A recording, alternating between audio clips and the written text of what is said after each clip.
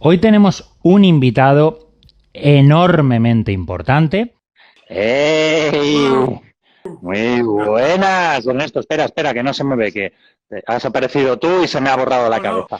Oye, lo primero, Ernesto, muchísimas gracias por estar aquí. Ernesto, ¿te parece bien que te presente, verdad? Como quieras.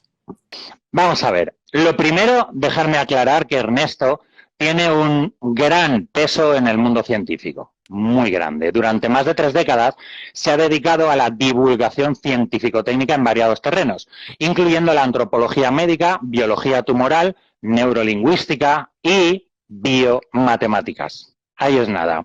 Su trabajo ha estado centrado en el desarrollo de sistemas para el tratamiento de patologías oncológicas, neurodegenerativas, inmunológicas y otras entidades complejas. Además, es el creador de varios algoritmos de bioquímica clínica para la detección ultratemprana del cáncer, la optimización biológica y el desarrollo cognitivo, siendo también autor de 4 libros bestseller, que no es poco. Incluso en las Olimpiadas de 2016 lideró el programa Radical Human Performance auspiciado por el Ente Nacional de Alto Rendimiento Deportivo. Tela. Como veis, es una auténtica eminencia y uno de los más altos referentes mundiales en estas áreas de investigación. Pero es que aparte de todo eso, déjame decirte que llevo formándome con Ernesto durante años, bueno, y los que me quedan, y lo más importante de todo, por lo que doy muchísimas gracias, es porque además somos amigos. Y por todo esto, más la admiración que siento por ti, aunque yo sé que no te gusta que te digan estas cosas sensibleras, porque tú y yo somos artistas marciales, nos va mejor a golpes, pero por todo lo anterior, Ernesto, muchas gracias por estar aquí, porque te debo mucho y te debemos mucho. A ti, compadre, al contrario, te digo, mira, para decirlo muy sencillamente, si un hombre de ciencias o una mujer de ciencias no se debe a la humanidad, entonces es un técnico, ¿no? Yo desde chiquitico tengo muy claro, muy seguro en mi cabeza que esto que hacemos, en realidad tenemos la oportunidad de hacerlo, tenemos el lujo de hacerlo, el orgullo de hacerlo, y es en el fondo nuestro deber hacerlo. Así que encantado de estar aquí, compadre, y un gustazo, yo aprendo mucho de ti también, así que es un gusto. Es un gustazo para mí, para ti, para nosotros y lo que nos queda, porque lo que hay hoy es muy importante. De hecho, si te parece, Ernesto, voy a, como me lo he esquematizado, porque no quiero que se nos olvide nada, voy a comentar un poquito los puntos sobre los que vamos a hablar hoy, si nos da tiempo, ¿vale? Y así pues lo podemos tener un poquito todos claro, ¿vale? Sobre todo la audiencia. Hoy hablaremos de varios problemas y muy graves de salud que por diversos intereses económicos nos han intentado ocultar la verdad sobre ellos. Chicos, chicas, hoy vais a descubrir las causas reales y las maneras de evitar y o recuperarse de enfermedades como, por ejemplo, cáncer, enfermedad cardíaca, diabetes, enfermedades metabólicas y por sistema inmunológico deprimido, la mentira de las vitaminas y las CDR, las cantidades diarias recomendadas, hipertensión, fiebre, envejecimiento, Alzheimer, degeneración de los procesos cognitivos y también hablaremos, cómo no, sobre ese virus que todos conocemos y cómo hacerte inmune a este virus y a muchos otros virus. Tenéis que entender que los temas sobre los que vamos a hablar hoy tienen la capacidad de cambiar absoluta y radicalmente el cuerpo, la salud y la vida de todas las personas que escuchéis y apliquéis lo explicado hoy. Y la mejor prueba de esto es la trayectoria de Ernesto, sus descubrimientos y las miles de personas a las que ya han tratado con resultados increíbles. Así que, Ernesto, porfa, cuéntanos cómo llegaste hasta aquí y por qué lo que enseñas tiene literalmente el poder de aumentar, mejorar y salvar la vida de millones de personas, que de hecho creo que este es uno de vuestros principales objetivos. Claramente.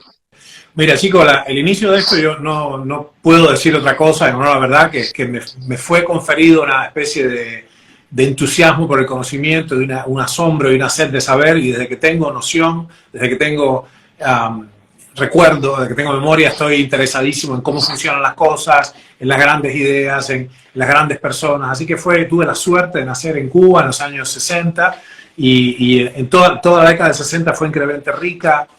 Por Cuba pasaron gentes extraordinarias desde todos los campos, ciencia, filosofía, artes marciales, deporte, arte, cada cosa que vi allí fue increíble, pero bueno, no fue pasivo, yo lo fui buscando. Así que, ¿cómo empezó esto? Es muy sencillo, tiene que ver con el entusiasmo, con la sed de saber y con una especie de consistencia y de insistencia en obtener el conocimiento, tocando la puerta, hablando con gente interesante, interesada.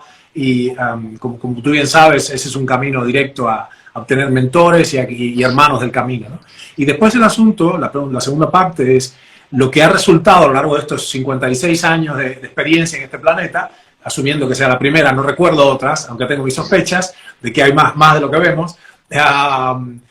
Es decir, hay cosas inexplicables que están en nosotros que no entiendo dónde vienen, como si fueran recuerdos de algo muy intenso que pasó antes que no puede haber pasado en el curso de esta particular vida que ya viví, ¿no? Parecía que mi sentir, entre paréntesis, entre nosotros, acá entre tú y yo nada más, que no salga de acá, pareciera ser que hemos vivido de alguna manera, de algún modo, la memoria de la especie se precipita en nosotros y despierta y abre puertas en nosotros y uno termina conociendo cosas que no debería conocer, que no tuvo experiencia personal, pero que hay ahí algo especial que compartimos de una suerte de memoria de la especie, ¿no? Bueno, y el punto entonces te decía, fast forward 56 años, es que las cosas que hemos trabajado, en los aspectos que nos han fascinado de la biología tumoral, de las neurociencias, de la bioquímica clínica, de las matemáticas aplicadas a la vida humana, han resultado ser enormemente útiles para literalmente salvar vidas, porque es la diferencia entre la vida y la muerte, saber exactamente por qué se produce una patología y cómo resolverla, ¿no? Así que ha sido, y te voy a decir, en honor a la verdad, que yo he tenido muchísima suerte y en particular lo que se me ha sido posible descubrir, aquellas cosas que me han sido dadas, aquellos conocimientos que me han susurrado, digamos, estos descubrimientos, en el fondo, compadre, han ocurrido gracias a que hice una ruta extraña, una ruta no convencional, y no a pesar de ello. O sea, yo no tengo ninguna cosa especial, no tengo ningún don especial, ningún talento especial. Simplemente tuve la suerte de ser un renegado y tener maestros importantísimos. Así que en el fondo he corrido con más suerte que los que han hecho un camino más duro que yo, que es los títulos, las formaciones convencionales, ¿no? Así que al final de la hora, en el fondo, es un montón de suerte y un montón de curiosidad y nada más que eso. Sí, pero decías que no eres especial, no tienes ningún don. El don venga de nacimiento o sea trabajado, pero esa curiosidad innata, esa necesidad de saber y esos huevos para estudiar horas y horas e ir contracorriente y tal, eso da igual que sea de nacimiento o que tú lo generes, pero al fin y al cabo es un don y al final eso es lo que hace la diferencia de las personas normales a las personas anormales. No subnormales, sino anormales, porque al final las cosas, digamos, importantes suelen venir de personas anormales, que han ido por otro camino como has sido tú. Mira, ¿te parece si empezamos por la primera causa de muerte en el mundo, la enfermedad cardiovascular, o sea, el fallo cardíaco? ¿Cuáles son las causas reales y cómo evitarlas? O si ya lo sufrimos, ¿cómo arreglarlo? Claro. Sí, la causa, asombrosamente, la causa está lejos de donde pensábamos. Ya tuvimos 6 décadas, 7 décadas para explorar la hipótesis de las grasas, lo que se conoce como la hipótesis lipídica, lanzada por Ancel Keys. Y evidentemente no es el asunto de las grasas de la dieta, ni el colesterol abundante, ni las estatinas que después intentan resolver este problema, no ese es el asunto, sino que la causa primaria está muy específicamente en un defecto metabólico de nuestra especie, o de las especies que son como la nuestra, con los primates, humanos y no humanos, ¿no? Virtualmente todos los demás animalitos, las mascotas que tiene nuestra audiencia, las vacas, los chivos, las serpientes, las aves, los peces, todos, con excepción de un par de especies, sintetizan su propia vitamina C. Esto es, si pueden tener la dieta típica de su especie, ¿no?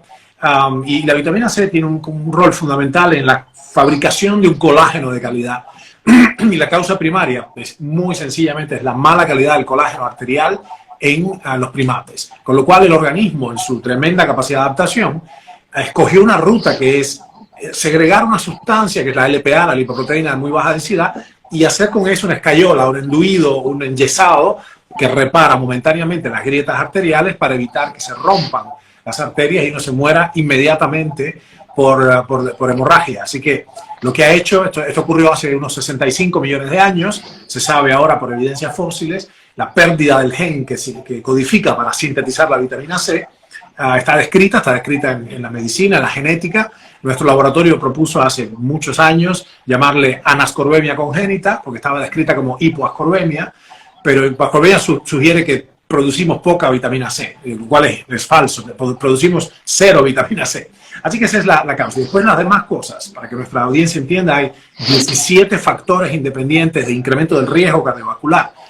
Pero esos 17 factores, incluyendo la testosterona baja, la hipertensión, la grasa, la obesidad visceral, etcétera, no son la causa primaria. Tienen que distinguir muy bien entre la causa primaria original y después gatillos posteriores, detonantes posteriores, que ciertamente empeoran las probabilidades de que aumentan las chances de que haya un evento cardiovascular o cerebrovascular, pero no son la causa primaria. Y su solución no está ni en sacar las grasas de la dieta, basta de demonizar las grasas, en particular las grasas saturadas, que son las que más utilidad tienen, y ni en usar estatinas, porque sin colesterol, mis amigas y amigos, no hay vida. El colesterol es una molécula espectacularmente importante y sin colesterol no hay vida. Esto tiene que quedar muy claro. Entonces, esto es algo que evidentemente sorprende mucho a la gente. A mí también me sorprendió en su momento, evidentemente, cuando lo aprendí. Estamos hablando de que el colesterol, que tantas veces nos han dicho por activa y por pasiva que la grasa saturada, que los huevos te van a matar, que tienen mucho colesterol, que el cerdo te va a matar, que se te van a tapar las arterias y te vas a morir. Grasa, colesterol, esta guerra contra las grasas y contra el colesterol y las grasas saturadas, y resulta que no es solamente que la enfermedad cardiovascular no provenga de eso, sino que esos elementos que nos han hecho casi odiar y temer son los elementos que son necesarios para no enfermar del corazón, como la vitamina C. Es así, ¿verdad? Directamente. Hay un factor incluso que agrega insulto a la injuria, que es la vitamina C, el ascorbato, el ácido ascórbico, el ion ascorbato, o la manera ácida de usarlo. El ácido ascórbico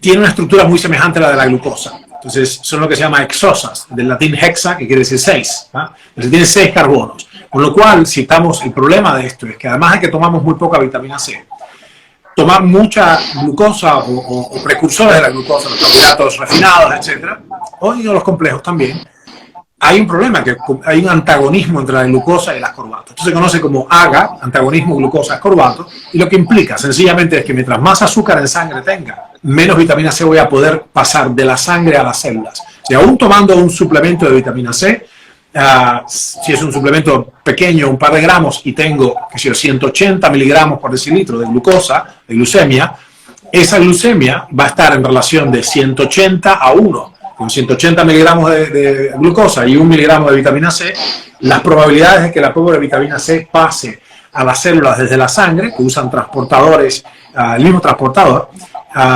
básicamente son bajas o nulas. Entonces aquí hay un problema y por eso está esta clara asociación entre la diabetes o la prediabetes, o más exactamente, aunque no haya sido diagnosticada, la hiperglucemia sostenida crónica, ¿no? Básicamente conspira y produce, acentúa el escorbuto subclínico en que vive la humanidad casi todo el tiempo. O sea, la falta crónica de vitamina C, que termina destruyendo los vasos sanguíneos, por eso se produce patología renal, patología ocular, cerebral, en la diabetes, ¿no? Muchas personas ahora estarán escuchando y diciendo, wow, bueno, entonces, si todo esto sucede porque no tengo suficiente colágeno, no pasa nada, hay 1000 suplementos de colágeno. Entonces me puedo tomar 3 gramitos o 4 o 5 de colágeno al día y ya está. Pero creo que no va así, ¿verdad? El colágeno se genera dentro y no desde fuera. Lamentablemente, incluso en el caso de tomar, es una muy buena pregunta de hecho, como todas las que haces. Colágeno hidrolizado incluso, que es básicamente la hidrólisis, es el proceso enzimático de cortar una molécula grande en sus partes chiquiticas, ¿no? Colágeno hidrolizado es una manera fina de decir, te doy aminoácidos del colágeno, ¿eh? Es una digestión extracorpórea previa. Está perfecto, pero el problema es este, mis amigas y amigos, el colágeno que vale, el colágeno que forma la pared de las arterias, se construye de día en día. Si bien esto declina en el tiempo, con la edad, se construye de día en día en el espesor del tejido celular, el tejido que conforma arterial, ¿no? Y lo hacen unas células que se llaman fibroblastos.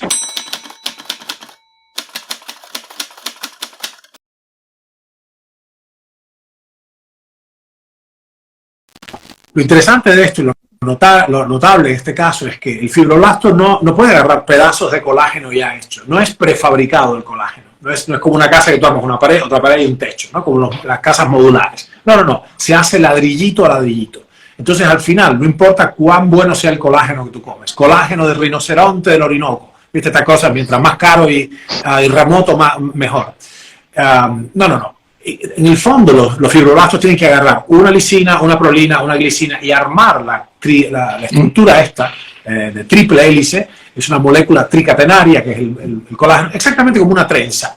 Tienen que las arañitas de los fibroblastos tejen la fibra de colágeno y en el momento final, cuando termina de hacer la hebra de colágeno, hacen como si uno estuviera haciendo una trenza con el pelo, le ponen una liguita al final para atarlo y que tenga cohesión la trenza. Así tienen que armar la trenza y dejarla armadita. Ese armado requiere una partícula química que se llama hidroxilo o oxidrilo, no importa, es un OH. Para eso hace falta la vitamina C. Entonces, no importa cuánto colágeno tú comas, el colágeno cuando lo comes, por definición, ya está hecho, digamos, ¿no? No lo puedes meter. No puedes poner un pedazo de colágeno acá. Entonces, cuando lo vas a armar, siempre vuelve a la base. No importa cuánto colágeno tomes, tu cuerpo lo desarma en sus partes ínfimas, lo desarma hasta los aminoácidos, arma los aminoácidos y los cierra con un hidroxilo. Entonces, es un proceso continuo que lamentablemente enlentece mucho con el tiempo. ¿Por qué lo digo? Porque aún teniendo suficiente vitamina C y los otros nutrientes que arman el colágeno, hay un tiempo específico y hay una condición hormonal, hay un marco de referencia fisiológico que tiene que ser resuelto también. O sea, para cambiar, lo que estoy diciendo supone, mis amigas y amigos, algo que no se cree posible en la medicina convencional, que es que se puede hacer regresar, involucionar una placa ateromatosa.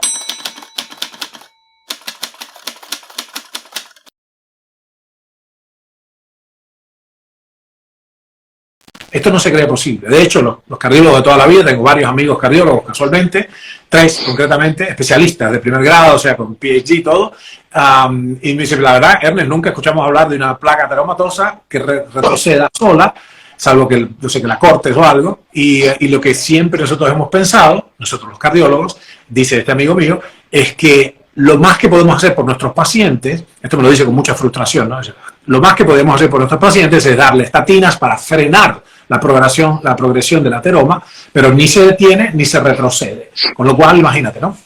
Es algo verdaderamente interesante que ha podido descubrirse desde el mundo de la bioquímica clínica, de la medicina automolecular, una solución definitiva, resolutiva, firme para la patología cardiovascular. O sea que, y sabiendo que no damos tips de así escuetos, pero una gran idea para cumplir en nuestro día a día, algunos consejos generales, entonces, y muy importantes para este tema serían: 1, comer los alimentos que tienen las grasas adecuadas, principalmente grasas animales y grasas saturadas. No tomar o tener los índices más bajos posibles de azúcar en sangre, por lo tanto carbohidratos, sobre todo refinados, etcétera, para abajo, lo mínimo posible. Y dosis altas de vitamina C, no comerme una naranja o 2 al día. Hablamos de dosis muy altas, ¿verdad? Claro, mira, cuando nosotros hicimos la pregunta, esto es casi 30 años atrás, bueno, ¿cuál sería la dosis desde el punto de vista de la antropología médica, la dosis equivalente en nuestra especie a lo que consiguen en la intemperie los monos antropomorfos, los gorilas, los bonobos, los chimpancés, los orangutanes, ¿no? los primates no humanos?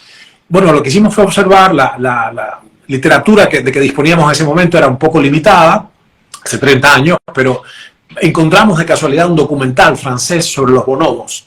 Y lo que vimos ahí, lo miramos muy intensamente, escribimos a los realizadores, etcétera. Lo que vimos ahí, después la literatura subsiguiente de gente que sabía cosas, por ejemplo, cuidadores de zoológicos, etcétera. Lo que los monos comen a la intemperie, lo que comen en estado salvaje, es una inmensa cantidad de vegetales, brotes, verduras, hojas, raicillas, etcétera. La idea de que los monos comen bananas es una idea ridícula. Casi nunca hay fruta en la dieta, porque la fruta es estacional, está en un mes al año, ¿no? Y el resto del tiempo lo que comen son vegetales en general. Más o menos lo que pudimos colegir, hay algún error de cálculo acá de 1 gramo quizás, un error de, digamos, un 6% o 7%, en nuestro cálculo, casi seguro, pero más o menos es entre 8 y 20 gramos por día de vitamina C. O sea, lo que un gorila se come por comer la dieta del gorila o el bonobo o el orangután son entre 8 y 20 gramos para un hombre de tu peso. O sea, la equivalencia es entre 8 y 20 gramos, o sea que una dosis, digamos, tranquila sería una dosis de 10 gramos por día para un ser humano, diaria toda la vida. Y por supuesto la estupidez de que los riñones se lastiman con eso es una soncera. Solamente alguien comprometido con venderte más medicamentos te puede decir una estupidez así, no hay ninguna evidencia de eso, es todo lo contrario. La gente deja de tener cálculos renales y deja de tener patología renal cuando soluciona un problema fundamental que es la vitamina C, ¿right? Precisamente. No te dicen nada de la glucosa. Tú puedes tomar, hay expendedoras de Coca-Cola en los hospitales, pero no vayas a tomar 1 gramo o 2 de vitamina C porque es una atrocidad que tus riñones no soportarían. Es para ahorcarte, porque la verdad es que está todo lleno de incongruencias absurdas y absolutas. Y para las personas que nos dicen, pues las naranjas, los pimientos rojos, para 1 gramo de vitamina C a lo mejor necesitamos como 20, 25, 30 naranjas. O sea, necesitamos una barbaridad para obtener un solo y escueto gramo, pensando que necesitamos los gramos que nos has dicho, 5, 10, 15, 20, o para un orangután como yo, con 113 kilos de peso, pues imagínate las cantidades que tengo que tomar de vitamina C. Bueno, sí, hay que decir, perdóname Alex, quizás yo tengo que hacer una aclaración acá, que es que en las demás especies la vida parece terminar bastante cerca del fin de la etapa reproductiva. Así que es probable que si en condiciones de cautiverio o en otras condiciones ciertas especies digamos, se sostiene su vida más allá del fin de la etapa reproductiva, que la especie humana ronda los 45, en particular para las mujeres, ¿no? Ya ahí entonces probablemente haya que hacer suplementos también para ellos, ¿no? Y ahora, justamente en uno de los programas nuestros, hay un estudiante que es un médico veterinario. Me ha contado una cosa interesante, quisiera hacer una conversación después en vivo con él, sobre, por ejemplo, las cotorras y ciertas aves canoras, qué sé yo, que cuando están en cautiverio, ellas pueden producir su propia vitamina C, pero en cautiverio, con una monodieta consistente en semillas de girasol, imagínate tú, lo que les pasa es que empiezan a padecer, lento pero seguro, en relación con el tiempo en cautiverio que llevan, una clara aterosclerosis. O sea,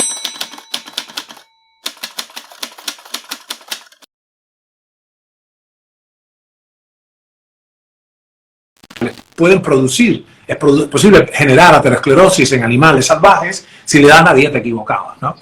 Que es carente de los sustratos para la vitamina C y llena de las grasas poliinsaturadas tremendamente oxidables que hacen que el organismo empeñe su poca vitamina C circulante en solucionar un problema oxidativo, ¿no? Que te lleva puesto en un mes.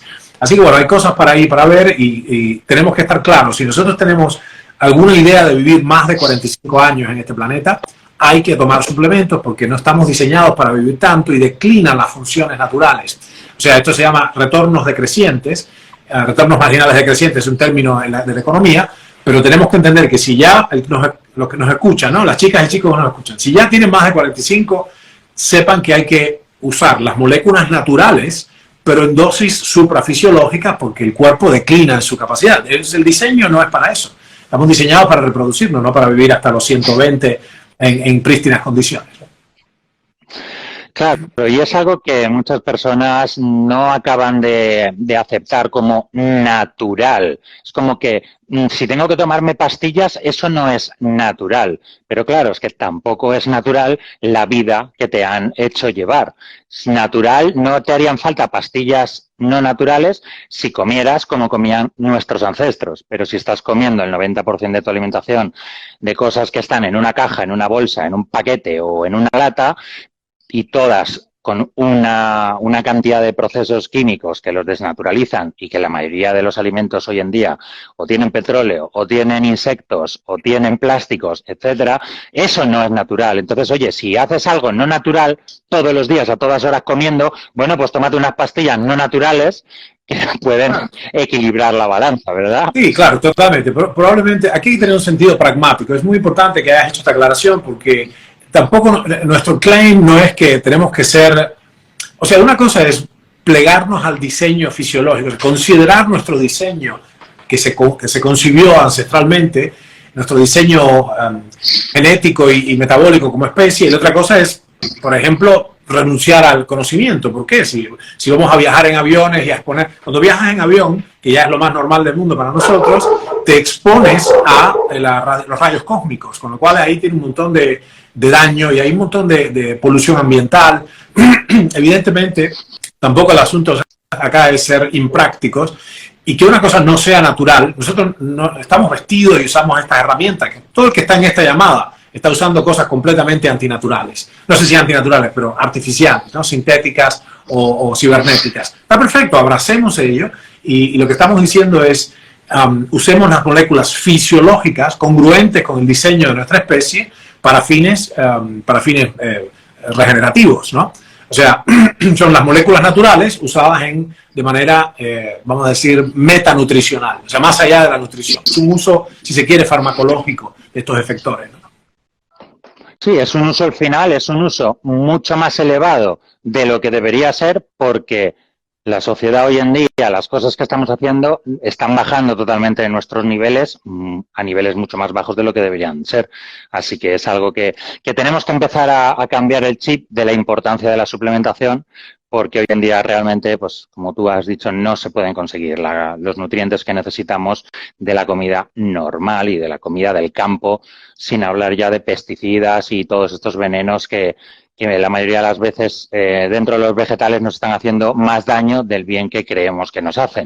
Claro. No, es así. Sí, una de las peores cosas que se pueden hacer, además, es comer grandes cantidades de estas terapias de jugo, de zumos, de fruta, qué sé yo, o zumos de vegetales. O sea, te estás dando, a menos que sean así, perfectamente orgánicos, te estás dando una ducha de pesticidas, estás poniéndote una endovenosa de pesticidas tremendamente disruptivos para las mitocondrias. Pero aún si no es así, el problema de esto que tenemos acá es que estamos, yo quiero, retomando lo que decías de la naranja, si yo quiero, rescatar un poco de vitamina C con la naranja, el problema que tiene eso es el antagonismo glucosa-ascorbato.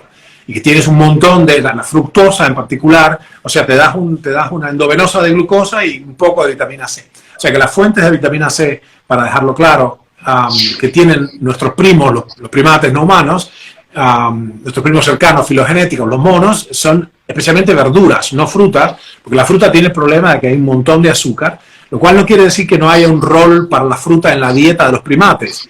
Ellos probablemente lo necesitan para completar su monto calórico, ¿no?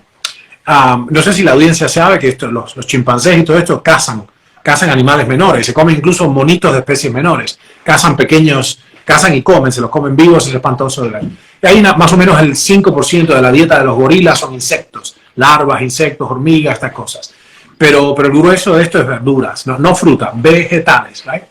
Nosotros no somos monos, ellos tienen un sistema digestivo mucho más abultado y complejo que el nuestro.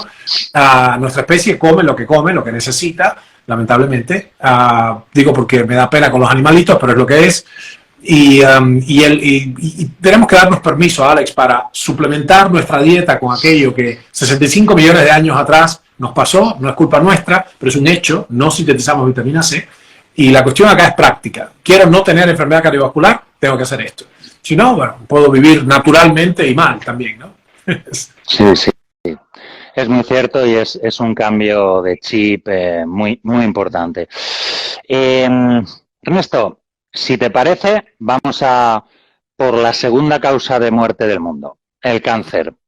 Sabiendo que nada tiene que ver con la genética o la mala suerte y que tiene que ver todo con la epigenética, que es la activación o desactivación de diferentes genes según los hábitos diarios de cada persona, ¿cuáles son las causas reales y cómo evitarlas o qué rumbo tendrían que tomar las personas que por desgracia lo sufren? Ya está. Bueno, les quiero pedir un minutico, si me lo permiten, gente, a los que están viendo este minuto, que estoy viendo con el rabillo del ojo, que hay un montón de cosas que van y vienen. Apreciamos vuestras preguntas y todo, pero les pido que en este momento hagan un alto y presten atención, ¿okay? Presten atención, pues se están perdiendo de las cosas más esenciales por preguntar menudencias. Con respeto lo digo, pero es importante. Yo sé que no está bien llamar la atención a adultos, pero créanme que lo digo, háganle caso al tío Ernesto, permítanme que les haga esa corrección, que es importante. Gracias, mi gente. Escuchen esto, la pregunta de Alex es crucial porque es la segunda causa de muerte, el cáncer, y es tan sencillo, que ahora que lo sabemos a la vuelta de todas estas décadas de investigación, tan sencillo que parece un poco asombroso, pero es simple y sencillamente la sustitución accidental, la sustitución de la respiración celular por la fermentación celular. ¿Okay? Así de sencilla. Ahora, se notó, tenemos que hurgar un poquito más. ¿Cómo hago para que mis células sigan respirando y no se vean obligadas a fermentar? Bueno, esto depende de las mitocondrias, ¿ok? Las mitocondrias, para el que no lo ha visto nunca, son unas organelas diminutas, tanto que no se ven con el microscopio óptico. Yo, en mi novela Estupidez, cuando tenía 17 años, una de las cosas que me hice, me logré conseguir en Cuba un microscopio óptico de contraste de fase, intenté ver las mitocondrias. Primero las intenté ver en la sangre. Bueno, entonces tuve un mentor que me dijo, querido Ernesto, los hematíes, los glóbulos rojos no tienen mitocondrias y no tienen núcleo, no tienen nada, ¿sí? Es un pellejo nada más, es un saco flexible con hemoglobina. Oh, no me diga, profesor. Bueno, tenía un muy buen profesor, uno de los muchos mentores que tuve. Entonces intenté verlo en otros cortes del cuerpo, etc. Y lo que me dijo después, la segunda lección es, no seas tonto, las mitocondrias no se ven con el microscopio óptico, solamente se ven con el microscopio electrónico de barrido. Esto es lo que se llama, entonces estas estructuras, mis amigas y amigos, de las que vamos a hablar ahora, las estructuras especiales que son las mitocondrias, de las que depende la respiración celular y con ello nuestra defensa del cáncer, son lo que se conoce como son detalles ultraestructurales, ¿okay? Eso no se ven a simple vista, perdón, no se ven con el microscopio óptico, ciertamente no se ven a simple vista. Entonces, lo que hay acá es que la vida tal y como la concebimos en los animales superiores se sostiene, depende de la combustión de ciertos nutrientes en presencia de oxígeno. Suena familiar, yo puedo mantenerme de segundo en segundo con el ATP que producen mis células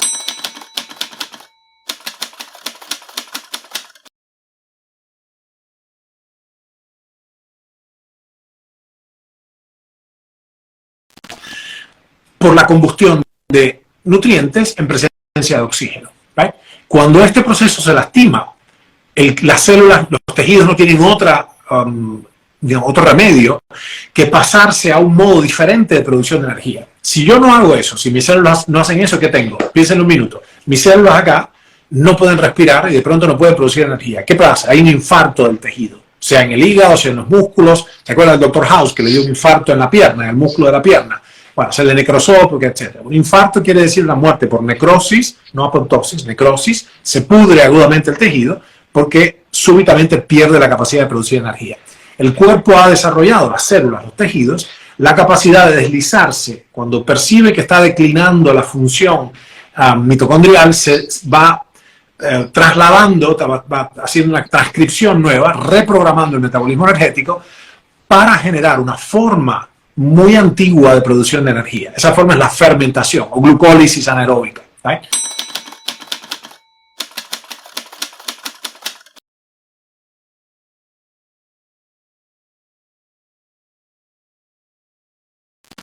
Y esto es una forma que es muy anterior a la emergencia de la respiración. O sea, las bacterias anaeróbicas, los primeros seres vivientes de este planeta, obtenían la energía por la fermentación. Piensen en el yogurt. El yogurt, ustedes saben, agarran leche entera, leche tibia, le ponen los bacilos se comen la lactosa, la fermentan y entonces producen yogur. ¿Okay?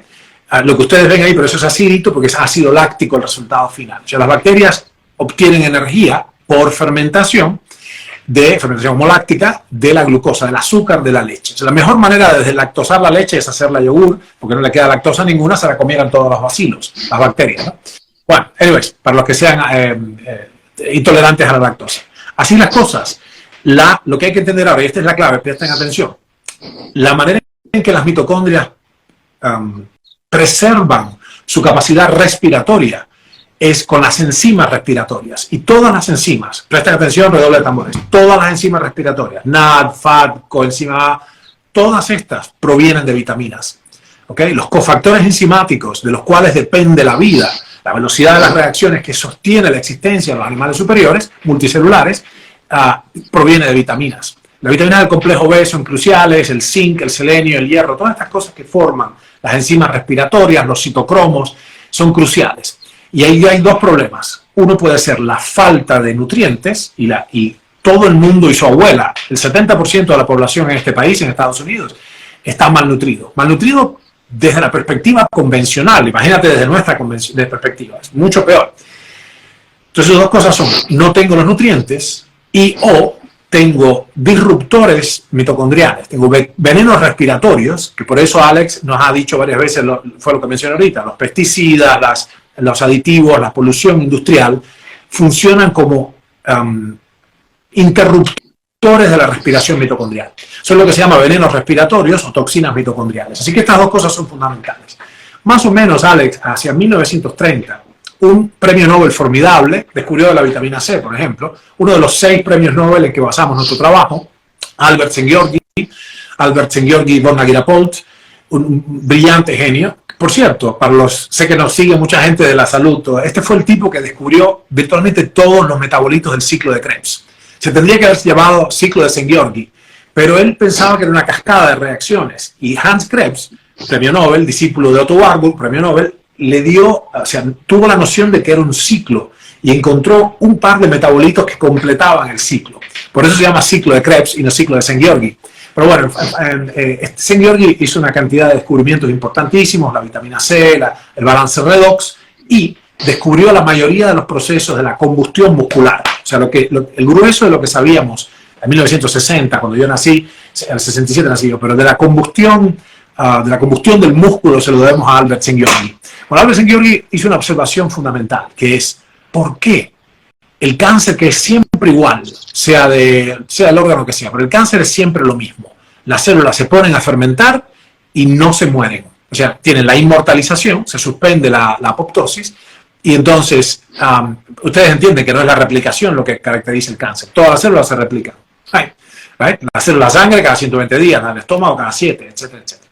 Pero él dice, ¿por qué el cáncer, que es siempre lo mismo, se inmortaliza la célula y empieza a fermentar? Proviene de tantas cosas diferentes. Si te das un golpe, los adolescentes se dan un golpe en los huesos grandes y les puede salir un sarcoma de Ewing.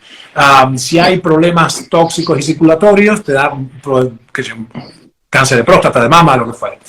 Las infecciones pueden producir cáncer. Las radiaciones de alta energía pueden producir cáncer. La falta de ácido fólico puede producir cáncer. Hay ciertas toxinas como el benceno. Entonces, esto, que era una observación fundamental de que múltiples noxas es daños biológicos, pueden producir una única enfermedad, se llamó la paradoja oncogénica. La paradoja oncogénica es que la enfermedad del cáncer, siendo una y la misma cosa, la misma manifestación en todos los tejidos, la inmortalización y la fermentación, podía provenir de múltiples problemas diferentes. Las infecciones bacterianas persistentes pueden dar cáncer, los golpes pueden dar cáncer, el calor puede dar cáncer, el hollín puede dar cáncer, el benceno puede dar cáncer, y así, ¿no?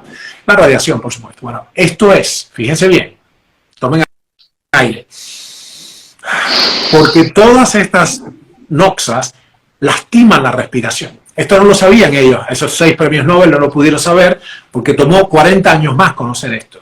Pero después que pudimos ver las mitocondrias con el microscopio electrónico de barrido, resultó claro que las células cancerosas, aunque tienen algunas mitocondrias todavía, bien transformadas, ya bien anaplásicas, aunque tienen algunas mitocondrias y funciona el ciclo de Krebs, lo que no funciona es la cadena respiratoria.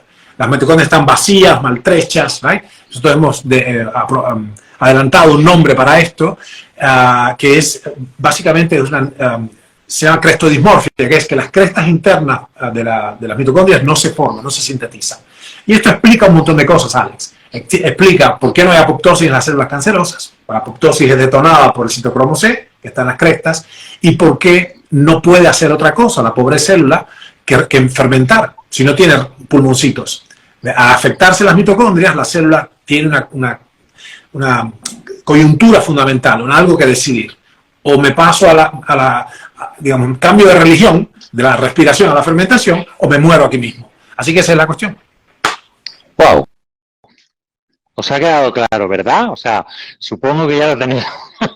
Bueno, habrá gente que sí, habrá gente que no, pero digamos que de aquí algo que tenemos que sacar súper evidente es que ese daño respiratorio se ve muy agravado y muy difícilmente restaurado si nos vuelven a faltar, de lo que seguiremos hablando muchas veces hoy, vitaminas, micronutrientes esenciales para que el cuerpo pueda regenerarse. Es así, ¿verdad? Sí, bueno, si al final ahora que sabemos que esto es así, podemos generalizar y hacer grandes declaraciones abarcadoras, que en este caso son justificadas, que por ejemplo, ok, si la respiración celular es el asunto, ¿cuáles son las cosas que afectan a la respiración celular? La falta de vitaminas, por supuesto, porque son los precursores de las enzimas respiratorias, la anemia, porque básicamente llega el carrier del oxígeno, que es la hemoglobina, llega menos a las células, entonces empiezo a estresar las células, y también puede ser, por ejemplo, las dificultades circulatorias,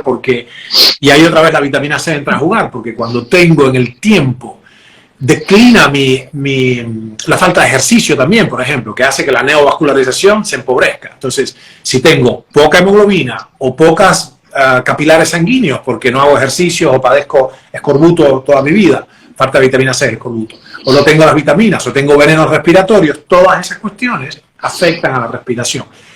Más aún, comer las grasas incorrectas, y este favor que nos hizo Ansel Keys, tiene que estar en el purgatorio como mínimo. Comer las grasas poliinsaturadas afecta algo, mis amigos, que no nos dijeron, que es que hace la mala calidad de las membranas celulares, hace que si todo lo demás está bien, tengo vitaminas, tengo 15 de hemoglobina, tengo vasos sanguíneos para regalar, de pronto, como el oxígeno al final pasa del intersticio de las células a la célula por difusión, si la membrana, la pared celular está llena de las grasas incorrectas, oxidadas, que provienen de los ácidos grasos estos poliinsaturados, tengo hipoxia relativa.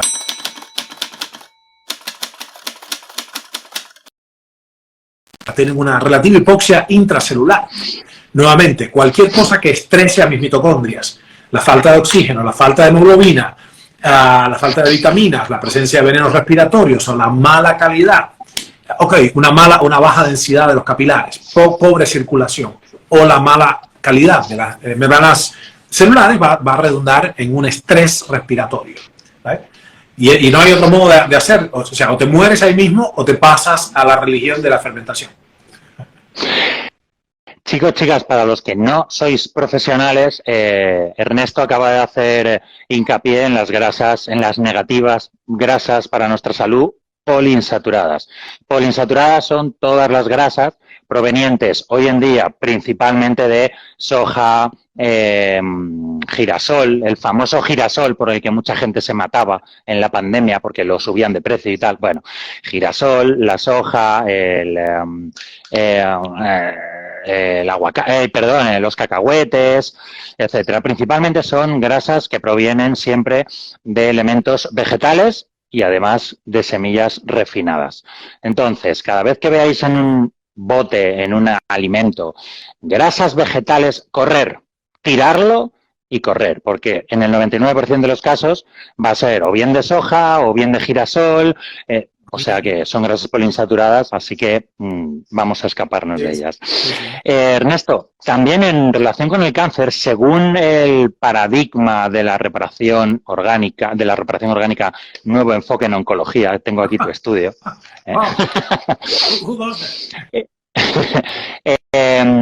Hay una razón primordial que impacta bastante cuando lo lees, y es que al final los cánceres son lesiones. Sí, Sí, esto es muy importante. Es tan básico como eso, es increíble. Cuando yo lo estudié, o sea, no daba crédito, digo, es tan cierto y tan obvio, pero nunca lo habíamos visto así, nunca nadie nos había explicado que un cáncer es una lesión, es una herida no curada, intentando curarse muchísimas veces, no se ha podido regenerar y al final genera un cáncer. Esto me parece alucinante. Es increíble. Sí, el problema es este, para que nuestro público entienda, por eso yo tengo tanto temor a las lesiones abruptas. Cuando hay una lesión abrupta hay que parar, hay que hacer reposo, hay que bajar la demanda funcional, hay que hacer ayuno incluso para que baje la glucemia y el cuerpo baje la tasa metabólica basal y se dedique solo a recuperarse y dar oxígeno suplementario, vitaminas suplementarias, etc.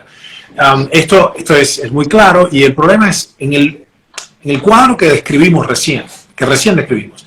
Una persona está un poco anémica, malnutrida, hiperglucémica, con pobre circulación, pero todavía va marchando. Aparece una injuria cualquiera, por ejemplo, la irritación continua de un tejido, pero fumo continuamente en el pulmón, irrito el pulmón.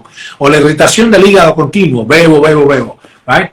O, qué sé yo, la gente que incluso, curiosamente, tiene unas exposiciones, por ejemplo, a ciertas radiaciones no humanas, digamos, no artificiales. Cualquier cosa que sea, qué sé yo, las infecciones vaginales, por ejemplo, o las infecciones prostáticas, o qué sé yo, el Helicobacter pylori, cualquier injuria permanente, produce una respuesta de reparación orgánica, suscita en el cuerpo una respuesta de reparación orgánica. ¿Cómo es esto? En la audiencia, fíjense en esta pregunta. ¿Ustedes recuerdan tener una herida sin cicatrizar de hace 15 años? ¿Me di un corte y sigue la herida abierta? No, ¿verdad? Porque el cuerpo tiene una tendencia, de hecho una compulsión a reparar, a cicatrizar. Pero aquí la cuestión, la cicatrización siempre pasa por un punto inicial, que es proliferación celular. ¿Se entiende esto? O sea, la proliferación celular es el remedio que el cuerpo tiene. Nuevamente, no agarra un pedazo de piel de otro lado y lo pone, ¿right? Es un emplasto. El cuerpo da una señal proliferativa y en esa proliferación esas células tienen una demanda aumentada. ¿Demanda aumentada de qué? De ATP. Y si el cuerpo, nosotros habíamos descrito una circunstancia donde la persona aún no se enfermó de cáncer, pero está con lo justo, está haciendo el esfuerzo que puede, ¿right? Y de pronto le haces una injuria en un órgano en particular, pulmón, hígado, mama, próstata, colon, lo que fuere, entonces el organismo, siguiendo la compulsión que tiene de cicatrizar una herida aguda, entra en una demanda funcional incrementada que puede detonar un cáncer precisamente, porque ya es demasiado. Por eso no da cáncer en todos lados a la vez y en ningún lugar en particular, ¿right? Y por supuesto, la hipótesis contraria, ¿cuál es? La hipótesis de que el cáncer es una mutación accidental genética. Bueno, eso no tiene sentido por muchas razones. Por ejemplo, los grandes cetáceos, los mamíferos marinos, la ballena, por ejemplo, tendrían que tener 1000 veces más cáncer que nosotros. 1000 veces, es decir, 3 órdenes de magnitud más de incidencia, porque teniendo tantas más células que nosotros, tienen muchas más probabilidades matemáticas de tener accidentes. Y esto no es así. Esto se conoce como la paradoja de Peto. Peto es el investigador que notó esta cuestión. Y por otra parte, la humanidad, si el cáncer es un problema de mala suerte, como dicen los científicos de los 80 y los 90, la mutación genética, te tocó. Bueno, entonces básicamente la humanidad tiene 800% más mala suerte que en 1901, porque la incidencia de cáncer subió 8 veces. Y esto no es como dicen algunos, porque ahora vivimos más tiempo y el cáncer es una enfermedad de la madurez. Ajustando las estadísticas por edad, la incidencia de cáncer ha subido 8 o más veces desde los finales del siglo XIX a la fecha. Esto no es una casualidad. El cáncer es una enfermedad de la civilización, como otras patologías. Por eso hicimos nuestro documental Cáncer de Civilización. Y aquí es donde tienes esta vuelta de tuerca, donde tú dices, bueno, esto es empoderante, porque si no es un accidente genético, si no es cromosómico el problema, sino extracromosómico, si es epigenético, para el que no está en esto, la epigenética es muy sencillo, es el conjunto de factores que hacen que los genes manifiesten o no manifiesten su información. Nosotros tenemos, unos 20.000 genes. Cada uno de tus células, en cada una de tus partes, tiene unos 20.000 genes en el genoma. El genoma, tu genoma, tu herencia es exactamente la misma en todas las células. Sin embargo, mi piel es particularmente distintiva de mi hígado. Y mis huesos y mis células del ojo y el cerebro, ¿right? Los vasos sanguíneos, son mi mismo genoma que se manifiesta de otras formas diferentes. Entiendan esto. Cada una de nuestras células tiene el mismo genoma. La misma información genética. Sin embargo, su fenotipo, su manifestación biológica, es diferente si es piel, si es hígado, si es músculo, si es tendón, si es cerebro, si es vaso sanguíneo. ¿Cómo es esto? Por lo epigenético. Entonces, de una biblioteca genómica, de una biblioteca de recetas, es como si fuera un libro de cocina. El genoma es un libro que tiene recetas de cocina. ¿Qué cocina el cuerpo? Cocina proteínas. 20.000 genes codifican para unos 98.000 proteínas. Otro día les explicamos por qué 20.000 recetas de cocina dan 98.000 platos diferentes, no se preocupen. Se llama alternate splicing. Hay unas maneras muy eficientes del cuerpo de meter más información y se hace una cosa o la otra en función de cómo leas el gen, etc. Bueno, muy fascinante.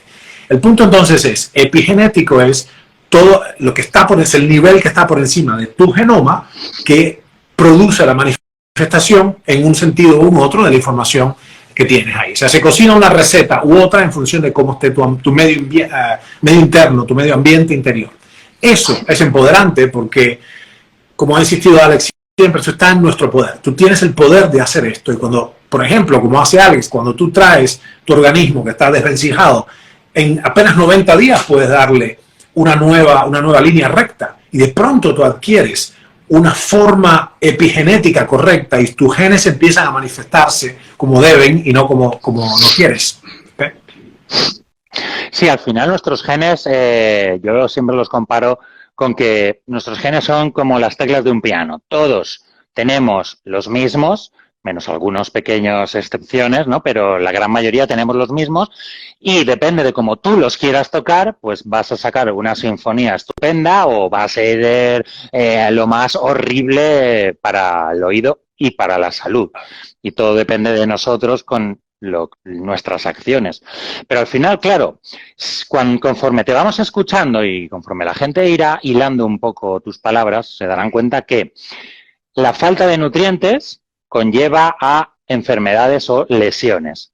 Las lesiones se regeneran y algo que les hace falta principalmente son los micronutrientes, en este caso vitaminas, etcétera.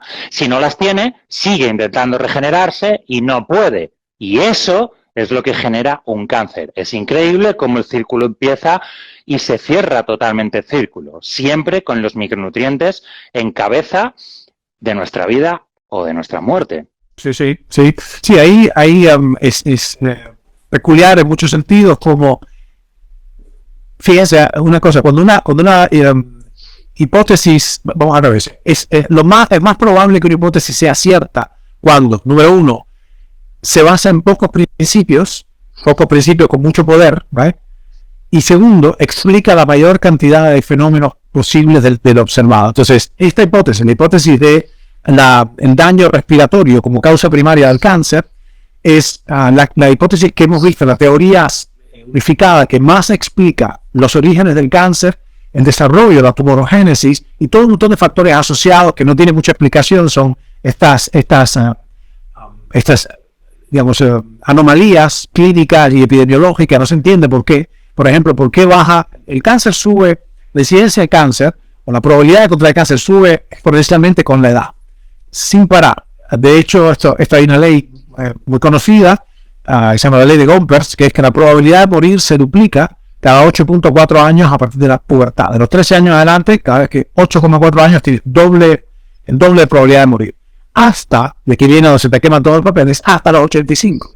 Si logras vivir hasta los 85, empieza la probabilidad de morir decae y la probabilidad de contraer cáncer decae. Entre otras cosas, porque la tasa de regeneración es menor, y entonces se da menos este fenómeno de la reparación orgánica que decimos. Si me lo permite, voy a digamos, a sumarizar un poco lo que vimos. Hasta ahora vimos que la causa primaria de la enfermedad cardiovascular es la mala calidad del colágeno arterial producido por la falta de vitamina C que nuestra especie padece como un error innato del metabolismo, y la causa primaria del cáncer es la sustitución de la respiración celular por la fermentación, por las condiciones adversas que describimos, que es falta de vitamina, falta de oxígeno, mala calidad de las membranas, envenenos respiratorios, o sea, disruptores mitocondriales, o todo esto más una injuria concreta agregada. Puede ser virus, bacteria, golpe, intoxicación, etc. Esa es la sumarización. Buen resumen. Creo que ahora, Ernesto, nos tocaría hablar sobre la tercera causa de muerte en el mundo. Pero para sorpresa de todos los que nos escucháis, bueno, casi todos, la tercera causa de muerte es la iatrogenia, o sea, la muerte causada por las indicaciones del médico o los efectos secundarios de los medicamentos que te han prescrito. Yo creo, Ernesto, que sobre este tema lo mejor que podemos recomendar es, no sé, que aprendan con nosotros a estar saludables para no tener que jugarse la vida con diagnósticos erróneos ni con medicamentos con graves efectos secundarios. Creo que merece la pena, a excepción siempre de las urgencias, donde médicos y cirujanos pues hacen un gran trabajo y salvan miles de vidas. Seguro, sí. Sí. Sí. Vamos a agarrar, es muy corajudo lo que estás diciendo, te felicito por tu valentía al mencionarlo. Esto es un tema delicado y lo veo que nos has abordado como siempre con respeto. Eso es parte inherente de tu carácter, ¿no? La verdad que honor a quien honor merece, la medicina ha dado un cambio brutal, dramático y beneficioso en los últimos 123 años. Yo, como historiador de la ciencia del pensamiento médico en general, pero en particular de la medicina, de hecho este año tengo como objetivo también sacar un libro de historia de la medicina, que hace años mi familia me pide que lo haga. Bueno, es fascinante, ¿no? Y créanme que ustedes no quisieran haber nacido en el siglo XVIII o XIX. Créanme que no. Habiendo reconocido esto, el formidable avance de la medicina, en particular por el descubrimiento de los gérmenes, de la asepsia, descubrimiento de las vitaminas, que fue crítico, el descubrimiento de los antibióticos, que fue fundamental, el descubrimiento de las bases de la inmunología, y la anestesia quirúrgica. No sé si la gente sabe esto, pero hasta los inicios del siglo XX, la destreza quirúrgica existía, pero la gente o moría de infecciones postoperatorias o moría de shock porque se operaban apenas con un poco de alcohol o de cloroformo. O sea, no había anestesia quirúrgica. Y esto fue una saga maravillosa de gente como el Dr. Halsted y otros muchos que con autoexperimentación lograron descubrir esto. Así que la medicina, honor a quien honor merece, cambió el curso de la vida humana sobre la Tierra en los últimos 120 años. Pero lo que ha emanado de ahí es que ahora hay una suerte de medicina de línea de ensamblaje, ¿viste? Como hacemos los autos. Entonces es por varias razones que tú conoces muy bien, que tienen que ver con cómo están organizados los seguros de salud y con la agenda de las farmacéuticas. Big Food, Big Pharma, ellos quieren que los médicos y han edificado la educación, el programa de educación médica, la carrera de medicina, en torno a la idea de paliar síntomas con fármacos de ocasión. Entonces es una medicina completamente comprometida con paliar los síntomas, antihistamínicos, antialérgicos, ¿viste? Antivomitivos, bueno, todo es anti, todo es contra, ¿no? Si tienes mareos, te dan un antiemético, ganas de vomitar. Y no está viendo la causa primaria de eso. Tiene dolor de cabeza, un analgésico o antiálgico es lo mismo. Bueno, ¿cuál es la causa primaria? Nunca decimos nada de eso, ¿no? Si la persona tiene piernas inquietas, entonces le das pregabalina. Lo que le falta son nutrientes y circulación. Bueno, en fin. Así que lo que es importante, y lo bueno que toda la audiencia que has amasado es un valor increíble para la humanidad que estás creando, porque el valor del conocimiento en este caso que nuestra audiencia quiere es saber a qué sombra arrimarse. Entonces, no todos los médicos son iguales. Hay algunos que están más ciegos que otros y hay otros médicos brillantes y bien intencionados, que quiero decir, el grueso de los médicos son bien intencionados, gracias a Dios. La medicina es muy difícil de practicar, con lo cual son gente con un corazón y un cabeza, ¿no? Más allá de que puedan estar ciegos porque su educación no consistió, están hipnotizados con eso. Bueno, pero muchos médicos cada vez, cientos y cientos de médicos cada mes dan el salto a una forma de medicina mucho más biológica, comprometida con extinguir las causas primarias de las patologías y no solo paliar los síntomas. Así que esto que estamos haciendo sirve, y por eso nuestro compromiso, Alex querido, con Science to the People, es que la gente sepa lo suficiente, no para tomar el rol de un médico, sino para saber a quién contratar, ¿viste? A qué sombra arrimarse, y eventualmente, por la demanda, ¿viste? La oferta y la demanda, cuando millones de personas ya son conscientes de que la medicina humana tendría que ser otra cosa diferente de lo que es, empiezan a clamar por ello, a votar con sus honorarios aquellos buenos médicos y médicas que están operando desde la medicina biológica y comprometidos con el ser humano, no con el número, y entonces eso va a ir cambiando la práctica médica también, no tengo dudas. Y volvemos otra vez al mismo círculo, a introducir más cosas en el mismo círculo, porque todo esto que tú has dicho de la casi religión en la medicina, de los anti, tienes acidez en el estómago, antiácido. Vale, eso no va a permitirte nunca saber cuál es la causa real, porque estás tomando un antiácido. Si no sabes cuál es la causa real, no le puedes poner solución. Si no le pones solución, sigue la lesión, sigue intentando recuperarse y regenerarse el cuerpo, no lo consigue y al final... Entonces, este tema de la iatrogenia y los anti, como yo les llamo, ya no es solo las muertes que se puedan contar, sino cuántos de los cánceres del mundo, hablando de cáncer como de otras miles de enfermedades, pero cuántos de ellos serán causados por los anti y no haber podido adivinar la causa, saber la causa y poder curarte. Y todo eso proviene otra vez de lo mismo. Evidentemente, como ya has dicho tú, al Big Pharma no le interesa que sepas cuál es la causa, no vaya a ser que te cures y dejes de necesitar sus medicamentos. Pero tampoco vamos a entrar mucho más ahí porque nos censurarán el vídeo, sí, que ya sabemos, bueno, como empieza a verse esto así como el Canal Plus, ya sabemos que nos han pescado. Óyeme, pues sabes que hay una cosa que hay que hacer, y creo que hay una máquina ahora que han cambiado por suerte, y hay varias gente, John Mitchell y otros, gente muy valiosa, han encontrado la manera de poder decir estas cosas sin violar las normas de la comunidad y presentando un paper. Bueno, hay papers muy interesantes, por ejemplo, el estudio de mortalidad a 30 días, hecho con quimioterapia, en particular la de segunda línea, y esto es un estudio que se hace en Inglaterra, se hace no sé cómo decirlo en español, pero es un estudio que se hace para entender cuál es el grado de eficacia de lo que está haciendo una clínica. Como ustedes saben, en el Reino Unido hay medicina social, ¿no? Medicina estatal. Y esto lo empezó en un hospital que se llama Royal Marsden. Y el Royal Marsden hizo un estudio de mortalidad a 30 días, personas que empiezan con la quimioterapia, y hay como una mortalidad directa producida por anafilaxis por la quimioterapia del 7%. O sea, 7 cada 100 personas que empiezan la quimioterapia mueren por la quimioterapia dentro de los primeros 30 días. Esto es una cosa establecida hace más de una década, y hace un estudio cada año.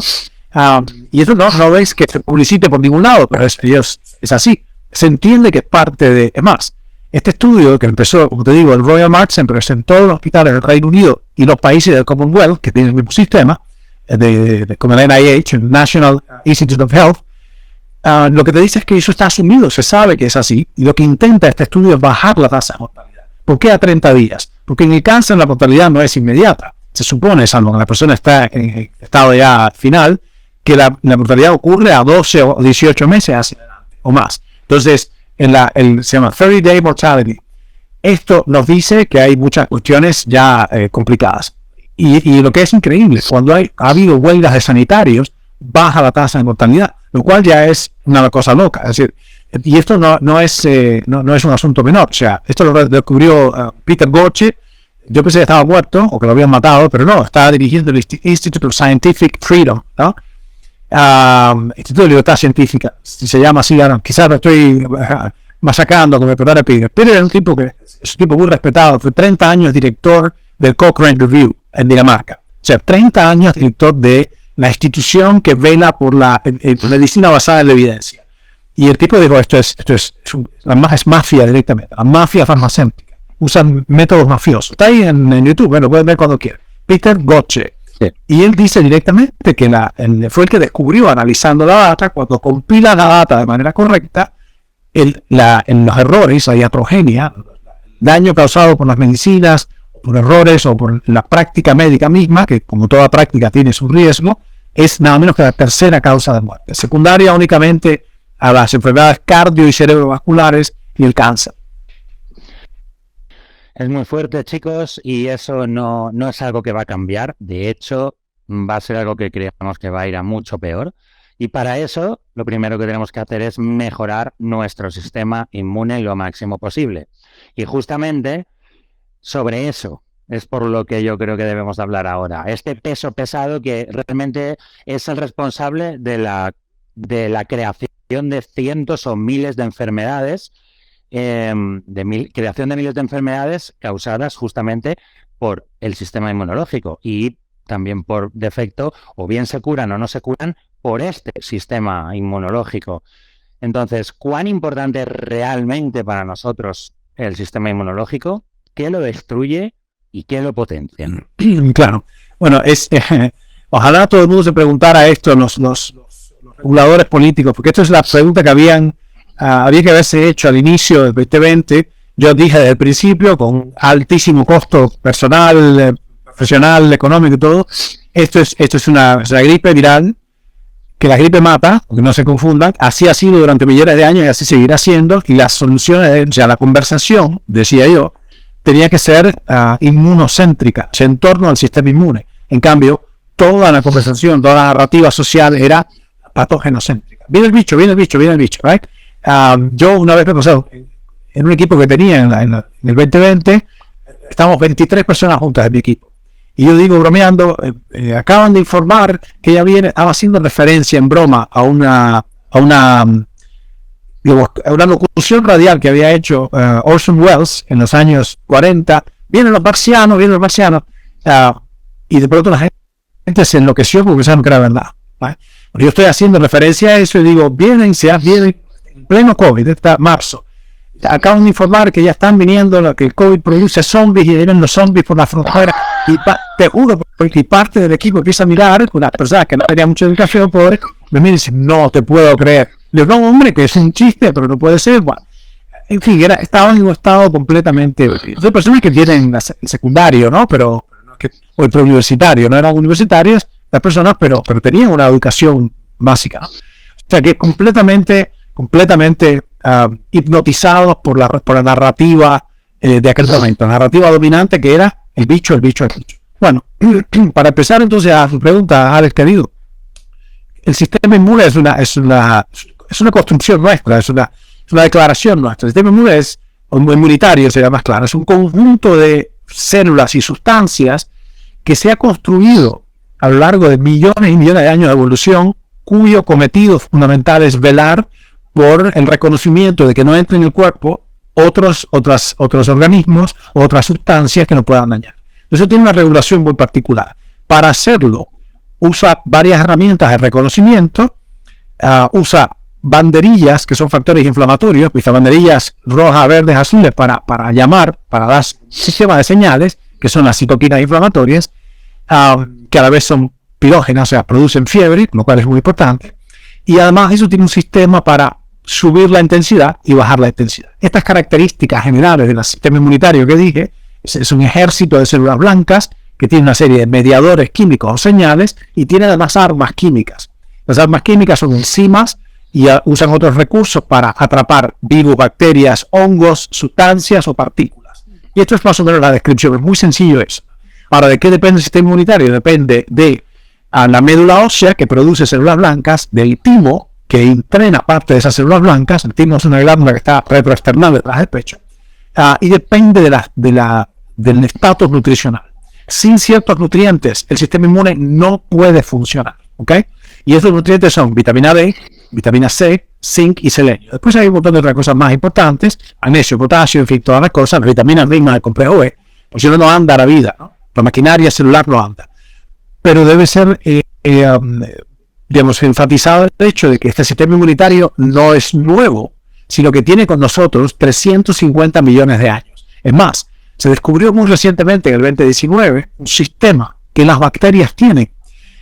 Es un archivo antiviral que tienen las bacterias en su genoma.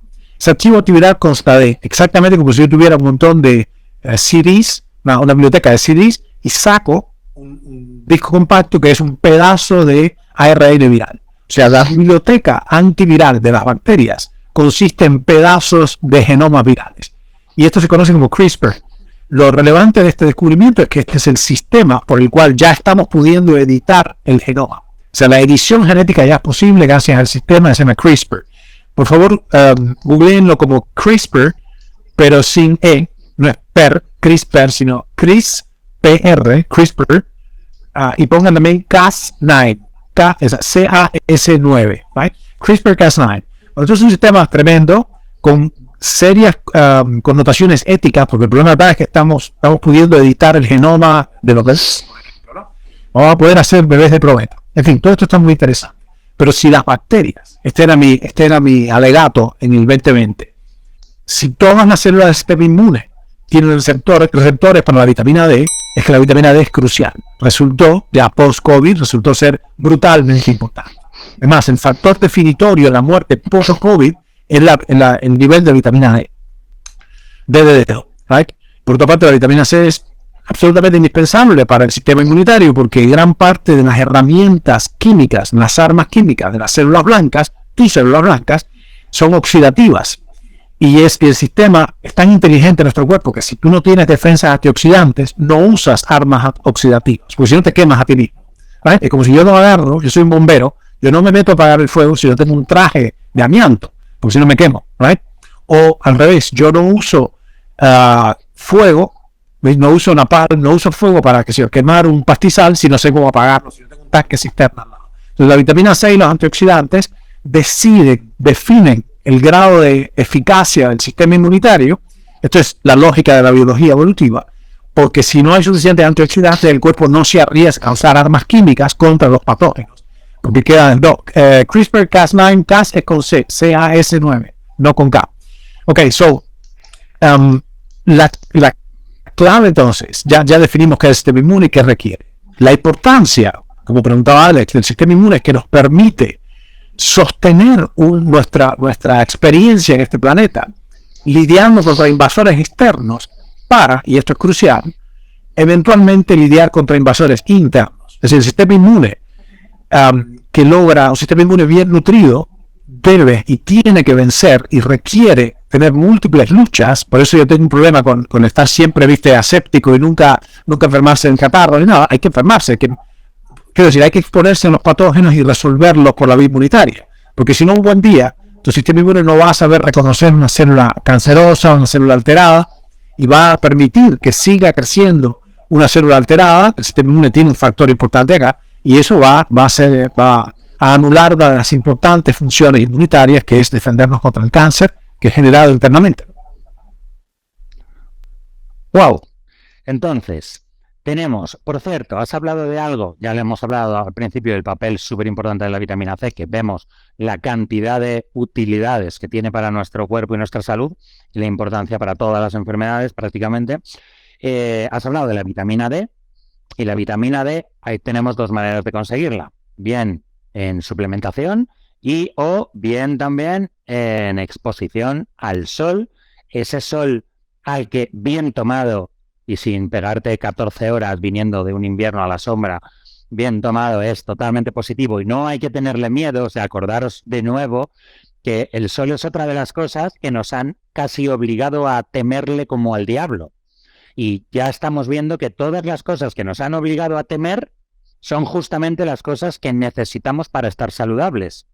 Un poquito puede ser conspiranoico, pero al final, como decía Elon Musk cuando compró Twitter, qué fuerte, todas las conspiraciones que decían de Twitter y todas eran verdad, ¿no?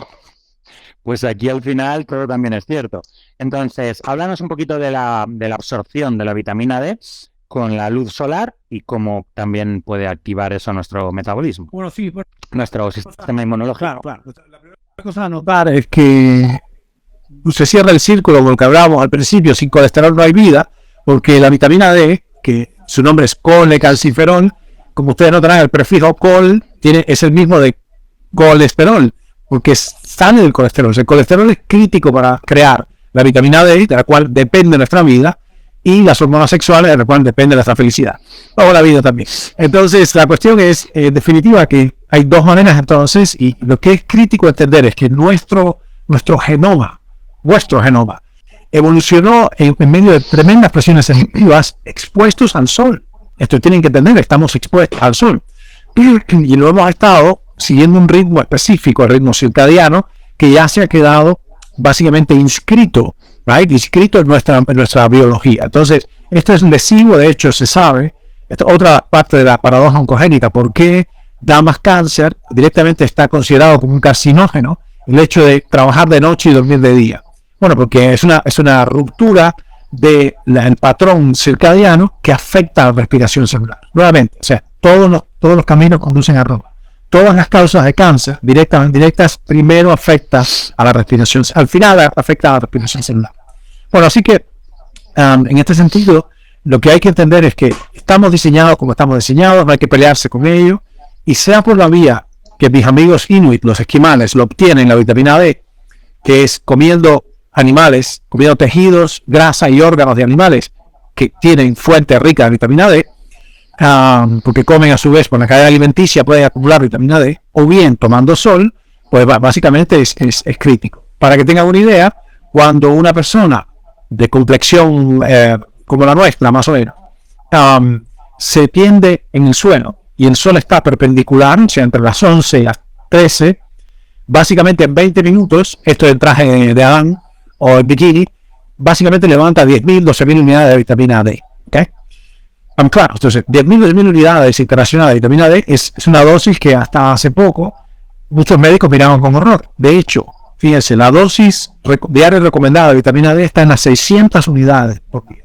600 unidades. Oye, 600 unidades es una fracción de la dosis fisiológica que obtienes tomando 20 minutos de sol a la hora correcta en sí. Por cierto, si la complexión es más oscura, si yo fuera, nigeriano, tendría que estar 30 minutos al sol en vez de 20 para obtener las mismas 10.000 unidades. Y si yo fuera irlandés en vez de cubano, tendría que estar 9 minutos para no quemarme, igual puedo obtener las mismas unidades de vitamina D. O sea, depende de la incidencia de los rayos, de el tono de la piel, la presencia de melanina y por supuesto el tiempo de exposición, ¿no? Pero esto es crítico, o sea, está más que claro que sin vitamina D no se puede vivir. Vamos a ver. De hecho, no sé si los has visto, bueno, yo los descubrí hace poco, seguramente sí. Hay 2 papers científicos muy importantes y muy reveladores. Uno de ellos equipara en efectos de generación de cáncer la falta de sol con el tabaquismo directamente, o sea, es demoledor. Y tenemos otro paper en el que hacen un estudio sobre las causas de muerte, el número de muertes, y ya han tipificado como carcinógeno la falta de sol. Sí. O sea, la falta de sol directamente es un carcinógeno, y en la televisión te dicen que el sol es un cancerígeno mortal, que te escondas de él, y te ves a la gente escondiéndose literalmente y poniéndose cremas con factor 350 millones, que con esa crema te puedes acercar al sol y puedes caer en el sol y no te va a pasar nada, vamos, porque ya la siguiente capa de más protección es ponerte, no sé, porcelana en la cara. Entonces, es increíble cómo están buscando continuamente desconectarte totalmente de la naturaleza, de los alimentos naturales, de la luz natural, de las cosas con las que hemos vivido siempre, y te van llevando todo a una sociedad muy industrializada que nos va llevando a las enfermedades modernas de las que hemos hablado. Sí, hay que entender que hay, quizás para que se entienda dónde viene esto, que parece completamente descabellado, existe una forma de cáncer de piel que es el melanoma pigmentado maligno, pero lo interesante es que se supone que tiene que ver con el daño solar. Y de hecho hay una relación, hay un nexo, correlación no es causación, pero hay un nexo, y el nexo es que la persona, cuando sufre quemaduras importantes, y las quemaduras son un nexo, porque la gente no hace esto que llamamos helioadaptación, ¿no? Y el problema es que sufre una quemadura que puede venir de otras muchas fuentes. Y esto en particular, combinado con el hecho de que la persona no tiene defensas antioxidantes suficientes, la fracción UV puede producir, o cualquier otro, ya lo habíamos establecido al principio, la paradoja oncogénica, cualquier daño que pueda sufrir un tejido, la piel es uno de ellos, puede conducir eventualmente al cáncer si no hay suficientes recursos internos para hacer frente a la reparación orgánica, a la desorganización del ADN, etcétera, ¿no? Y lo que quiero tomar lo que dijiste, que es que no tomar sol está reconocido como un carcinógeno, también no tener folato, vitamina B9, tiene el mismo impacto desorganizante, genotóxico, que por ejemplo exponerse a la radiación energética, de alta energía. Entonces, la radioactividad es tan carcinógena como la radioactividad, digamos, razonable, ¿no? La de un reactor nuclear es tan carcinógena como la falta de folato, la falta de sol es tan carcinógeno como, digamos, otros factores como el tabaquismo. Y aquí esto es lo que nos da, ya circulando hacia el tema de la paradoja oncogénica, es que todo aquello que afecte el delicado balance de respiración y fermentación y el cometido de la célula, que es mantenerse viva a toda costa y reproducirse a toda costa, puede conducir al cáncer. Es algo con lo que tenemos que tener mucho cuidado porque al final, si pensamos, todo, absolutamente todo, son lesiones que el cuerpo no tiene la capacidad de curar. Bien sea por efectos externos, bien sea la mayoría de las veces por nuestro interior que no está preparado para regenerarse o no está preparado para plantarle cara al sol, por ejemplo, al igual que en una persona que no está entrenada, que no ha entrenado nunca, no puede irse a mover 200 kilos en sentadilla. Se va a reventar, se va a lesionar, pero la culpa no es de las pesas o del gimnasio, la culpa es de que no estaba preparada y no se ha preparado antes de enfrentarse a un estresor que, como además sabemos, los estresores son muy buenos y nos hacen humanos más fuertes y nos hacen humanos más preparados, pero claro, poco a poco los estresores y además tenemos que ir acostumbrándonos a ellos. Claro. Sí, hay una manera de... Sí, en términos, Alex, en general, para darle una, digamos, una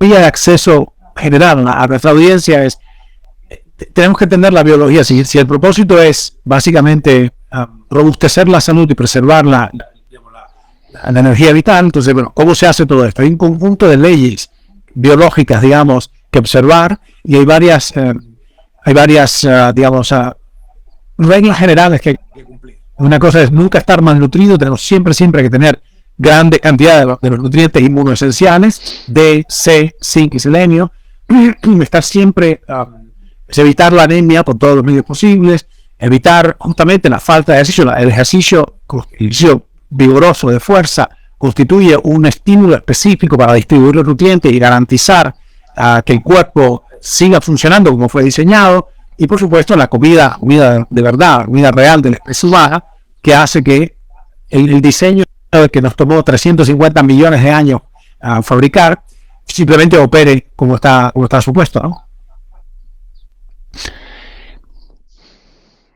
Justo has hablado de algo ahora, has hablado de la importancia también de la masa muscular, y va muy en colación a algo, un tema que creo que tenemos que tratar, que es justamente otra epidemia de la que muy poco se habla y que es realmente peligrosa, y son las enfermedades de degeneración cognitiva, Alzheimer, Parkinson, etcétera.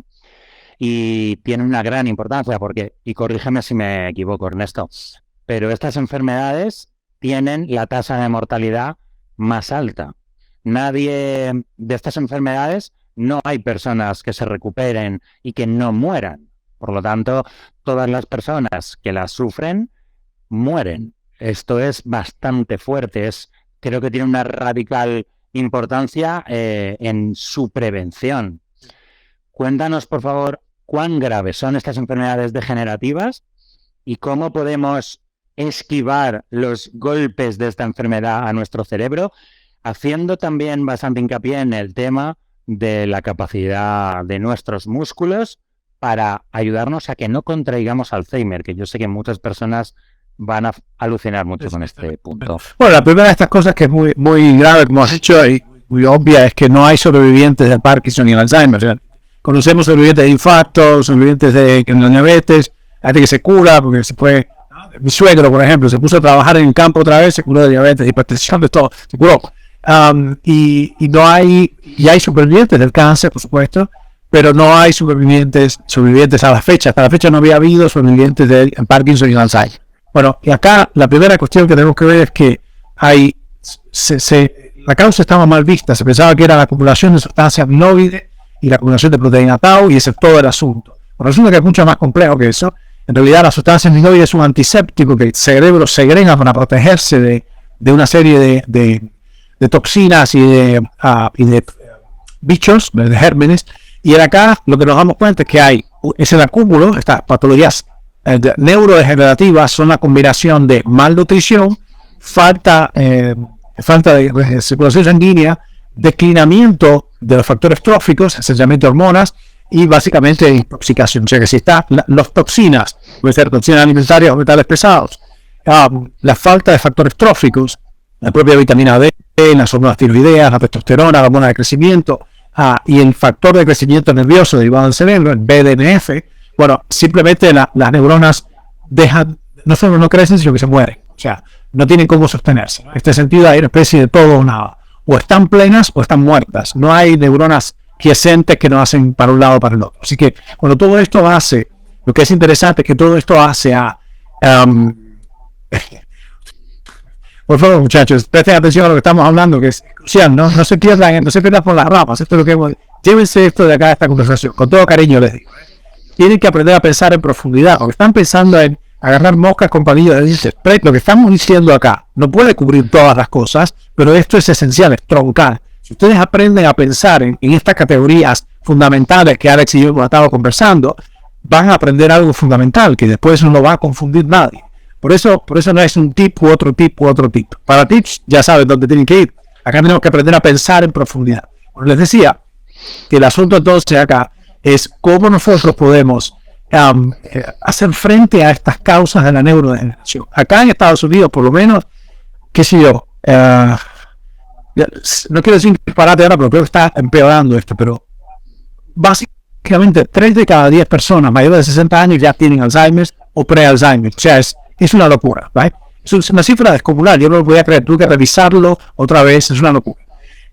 Y la cuestión acá es que el modo de vida contemporáneo, este modo de vida postmodernista, urbano, ¿right?, hace casi inexorable tener deterioro cognitivo, Alzheimer y Parkinson y otras cosas. Porque en particular, estamos con, bueno, tú sabes que nos lo medimos, Ana, ¿te acuerdas? Nuestro laboratorio hizo esta pesquisa, básicamente, que fue, ¿cuál es la fuerza prensil de los varones contemporáneos urbanos? ¿Right? Y cuál es la cantidad de testosterona y el conteo espermático. Lo que encontramos fue una cosa espantosa, que es que los varones contemporáneos de las urbes ahora, el varón urbano de ahora tiene la mitad de la fuerza prensil de nuestros abuelos, la mitad de la testosterona y 1/3 del conteo espermático. ¿Ok? O sea que estamos clarísimos con eso. Esto es de civilización. Comparen eso además, mis amigas y amigos, con el problema que ahora tenemos, que está viéndose una transición demográfica, y es que las familias cada vez son menores, y ahora tenemos nada menos que una declinación en la tasa de natalidad. O sea, estamos yendo como civilización probablemente a una extinción biológica, porque cada vez tenemos menos jóvenes que crecen, y los jóvenes que crecen tienen, por ejemplo, los rasgos, la morfología típica que diferencian los sexos. Esto se llama los caracteres sexuales secundarios o dimorfismo sexual. Por ejemplo, la distancia anogenital y todo esto se llama DAG, distancia anogenital, DAG, es menor en las personas expuestas a gran cantidad de disruptores endocrinos. Los plásticos, el BPA, el bisfenol y todo eso. Sí, tenemos serios problemas. Hay una tasa decreciente de natalidad, hay un decremento de la testosterona, un decremento de la virilidad y de la feminidad simultáneamente, y hay un decremento del conteo espermático. O sea, realmente estamos en un problema. Sí,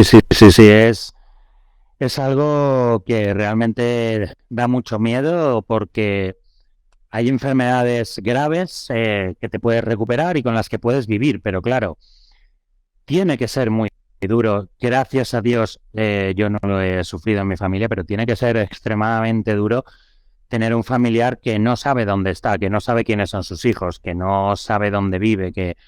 ¡Wow! Es algo que, chicos, si no queremos caer en estas garras ni este pozo negro, hay que trabajar para no caer. O sea, aquí es el que no hace algo para conseguir sus metas, lo que está haciendo es ir al contrario.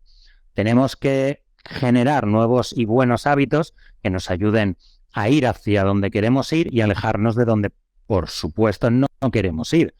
Que también tenemos en este tema de acciones para ir hacia donde queremos ir, en el tema del Alzheimer o la degeneración cognitiva, tenemos lo que denominamos la reserva cognitiva, muy importante para nosotros. Sí.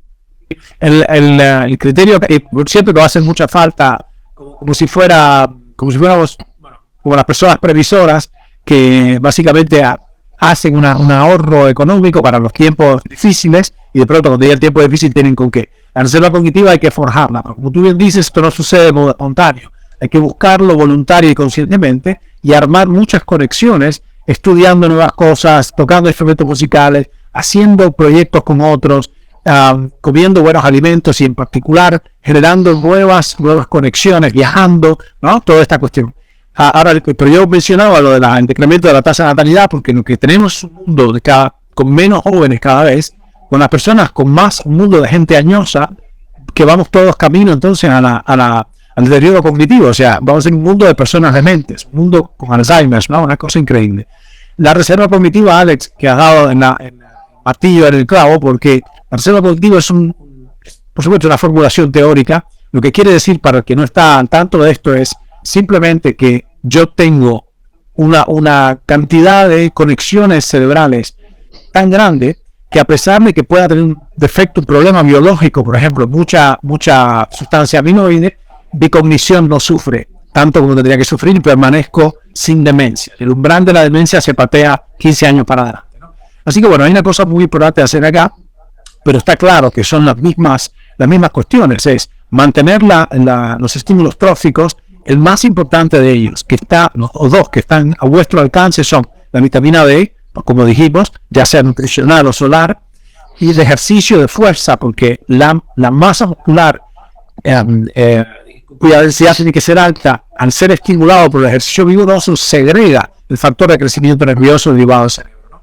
Así que bueno, es una cosa muy importante para todos nosotros entender que las líneas son las mismas. Por eso necesitamos ahorita a que ustedes presten atención a las ideas troncales, las ideas directrices, porque no es casual que Alex haya puesto en la misma conversación cuál es la causa primaria de la enfermedad cardiovascular, cuál es la causa primaria del cáncer, cuáles son los pilares centrales de la inmunidad y cuáles son los elementos centrales de la declinación cognitiva.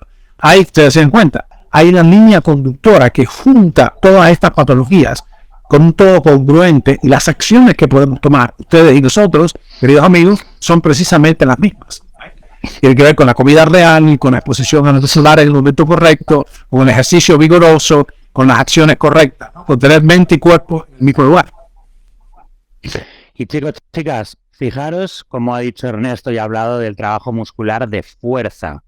Quiero que entendáis y entendamos todos qué es ejercicio de fuerza y qué no es ejercicio de fuerza. Ir y hacer máquinas o hacer pesas en el gimnasio o hacer body pump y todas estas cosas, chicos, eso no son ejercicios de fuerza.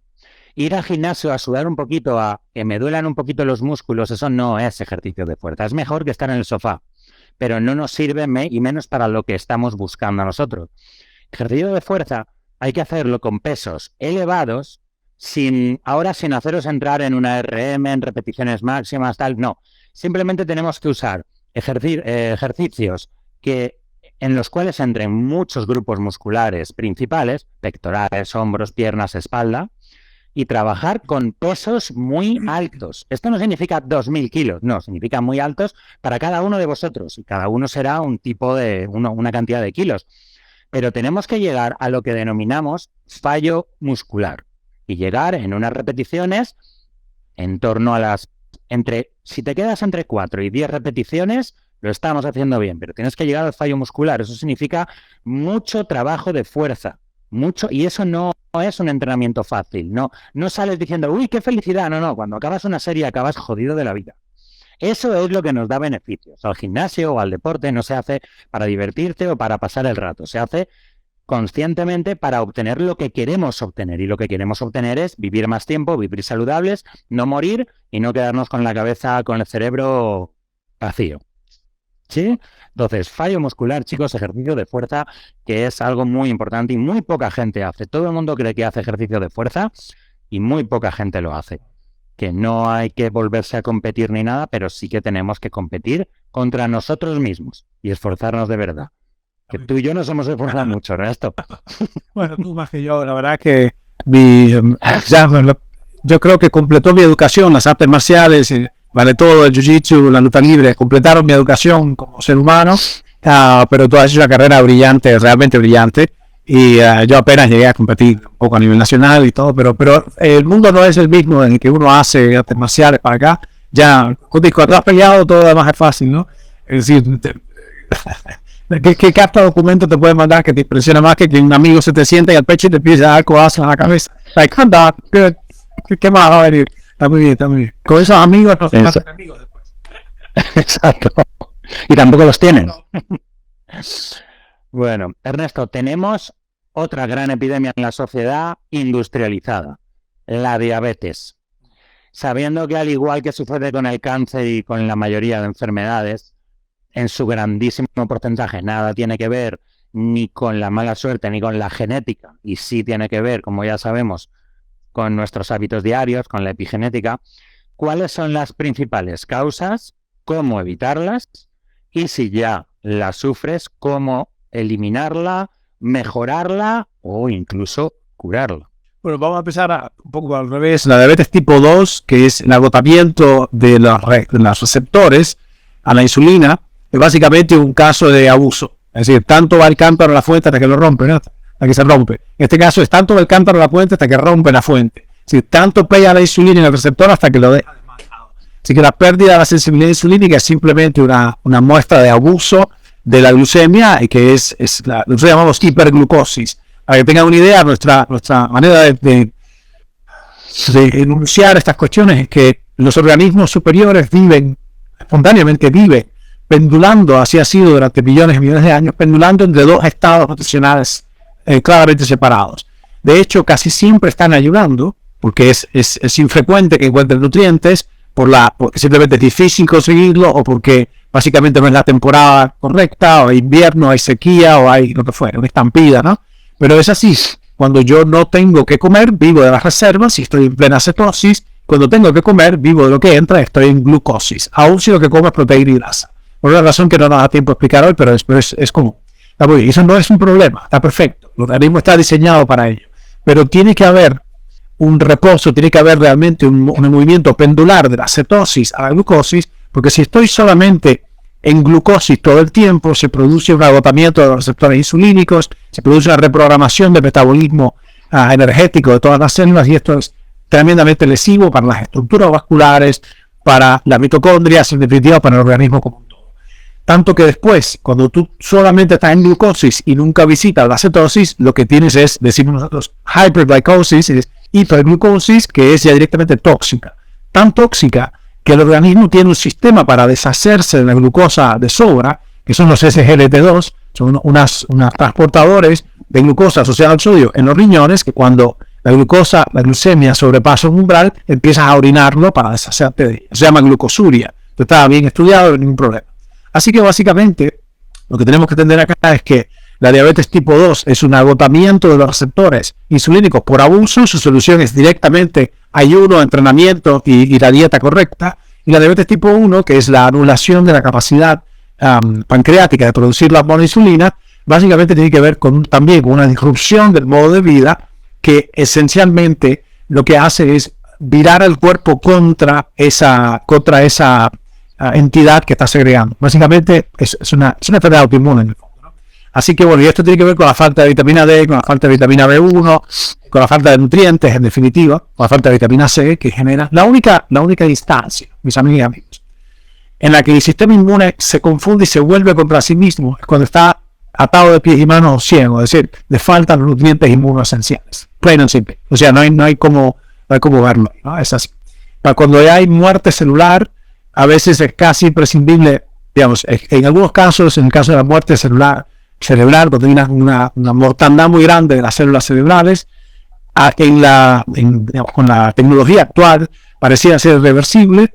Otro tanto pareciera ser con la diabetes tipo 1 ya muy destructiva, muy avanzada, pero hay una luz al final del túnel, que algunas intervenciones recientes han mostrado, tímidamente, pero ya muestran que es posible revertir cierto grado de la diabetes tipo 1 con algunas intervenciones muy particulares, incluyendo, paradójicamente, el ayuno profundo.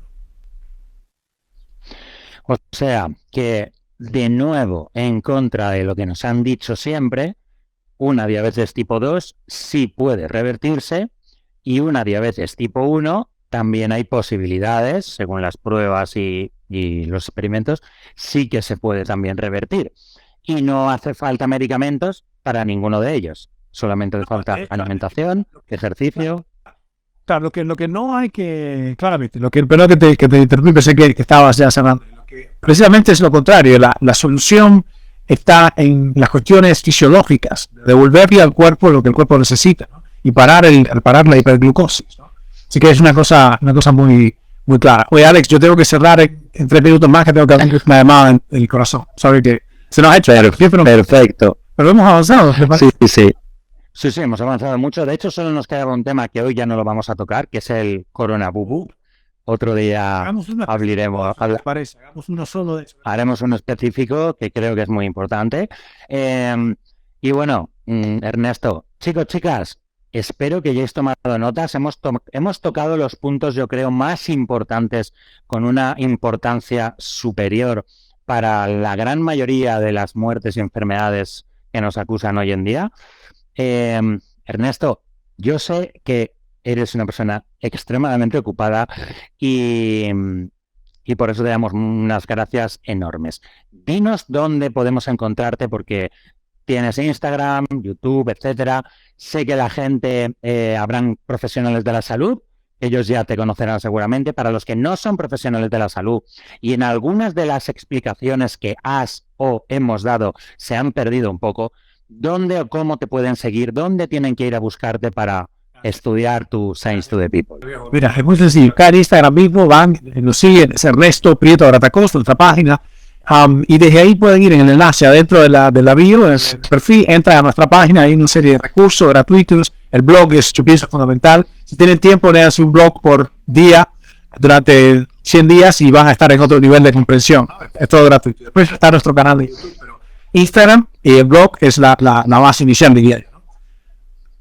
Así que entrar aquí en su Instagram, de Ernesto Prieto Gratacós, le dais al link que tiene en el perfil y ahí ya elegís dónde queréis entrar, porque os aseguro que tenéis muchos meses y años para aprender con Ernesto, y todo lo que va descubriendo lo vamos teniendo todos. Amén. Ernesto, no te robamos más tiempo. Al contrario, querido. Muchísimas gracias. Y la verdad es que me da una interés y una alegría especial hablar siempre contigo, porque una de las cosas que admiro y que agradezco es tu tesón y tu rectitud al abordar estos temas, tu coraje para hacerlo y tu empecinada voluntad en que el mundo sea mejor de esa manera. Cuídate mucho y gracias a todos. Cueste lo que cueste. Chao, Ernesto, gracias.